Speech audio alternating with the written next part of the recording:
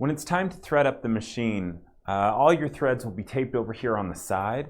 So I'm just going to pull that tape off. I've got the threads that I want to use over here, but now I need to extend these tubes up, and typically what I'll do is I will push from the back and pull from the top a little bit.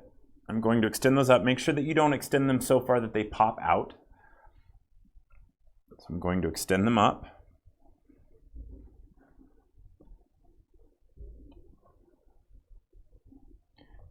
And then after I get this done,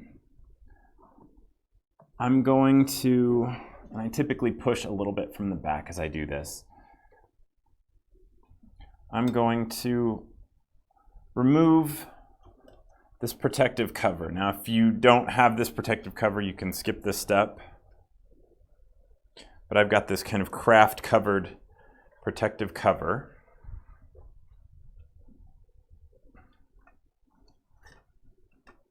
And I'm pushing from the back and making sure that I'm not extending them all the way so that they pop out of the front of the machine. All right, and then I'm going to lift this off. But before I can do that, I need to remove these thread cone stabilizers because they won't fit through the holes. So I'm going to pull these guys off and set them aside for a moment. And as I do this, I'm just letting the threads slip through them.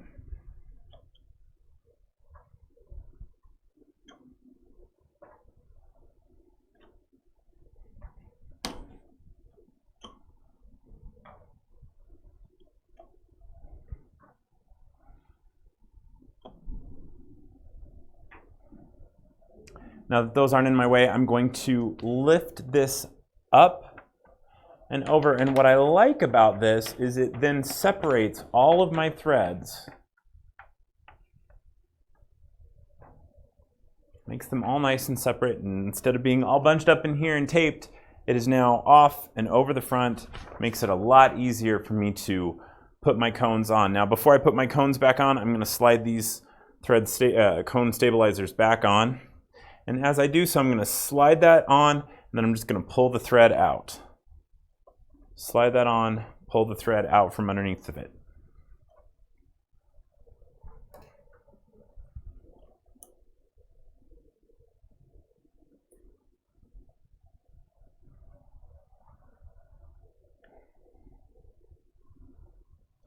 If you're having trouble getting that thread, you can lift the cone stabilizer back up and it'll push a loop of thread that you can grab. All right, I'm going to go finish this on the other side.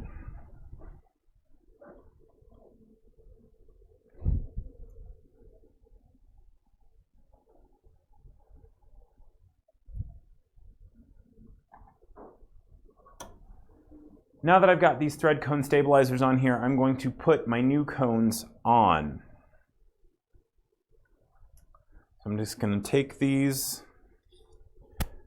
pull the thread out if it's trapped underneath the cone, have it in my hand, and then slide that over and make sure that it sits nice on this base. And then I'm just going to pull that thread out from the top so that I have it coming from the tube, just straight out, and it's not trapped underneath this cone. And then I will tie these two together. If you tie them in a square knot, it can go all the way through the eye of the needle. So pull that thread out so it's going to the top. Seat that down on there.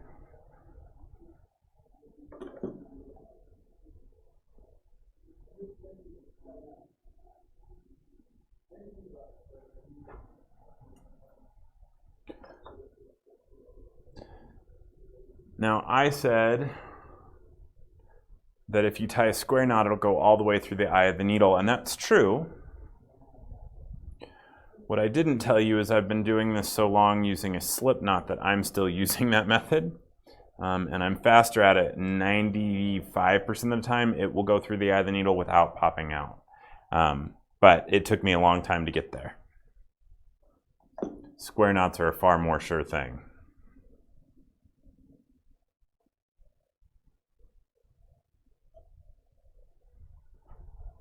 Now, as I'm doing this, I'm placing that down over that cone stabilizer.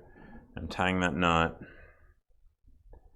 You'll notice I'm doing this in between the cones, so this thread kind of comes through here. I'm going to pull the thread through the system, and I want to make sure that it doesn't get caught by anything, including another cone. So here we go, pull that loop of thread.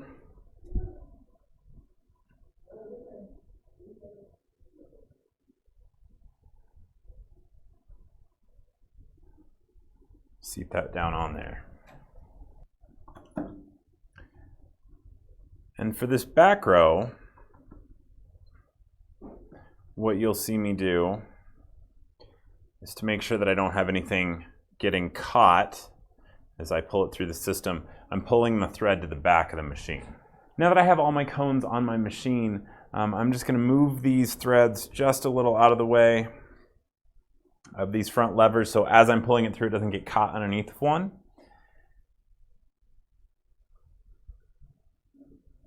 And then I'm going to lift all of these pinch rollers.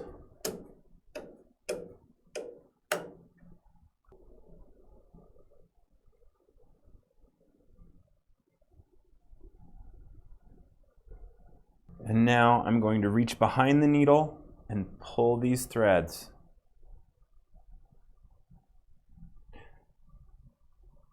And I'll gather them probably 4 at a time.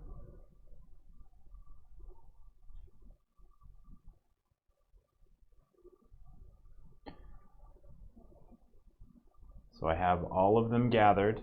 And I'll begin to pull slowly, and I'm just pulling down. I'm beginning to pull slowly and make sure I'm not caught on, and any of those loops are caught on any of these levers or anything else in the machine. And then I can just pull.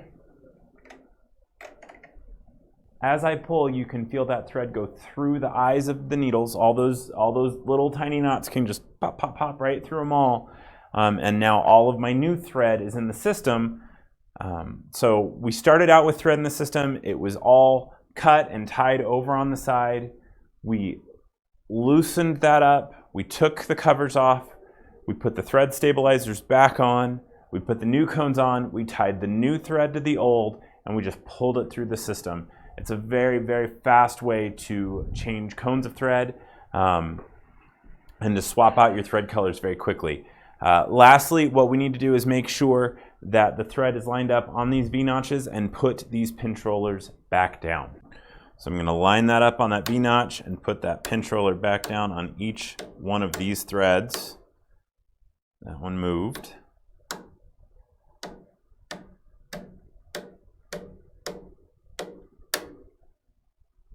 Okay, so all I'm going to do to finish this up, I said lastly put these down.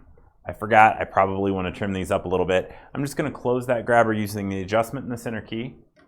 It's going to close that grabber, and then I'm just going to trim those up. So with that grabber closed, I'm just going to come in and trim up these threads. I'm not being super close. I want a little bit of thread hanging out there. If it's too short, it won't pick up on the first stitch, but I'm going to trim those up. And I'll kick that grabber back out using that adjustment in the center key. And now I've threaded my machine up. It is ready to go.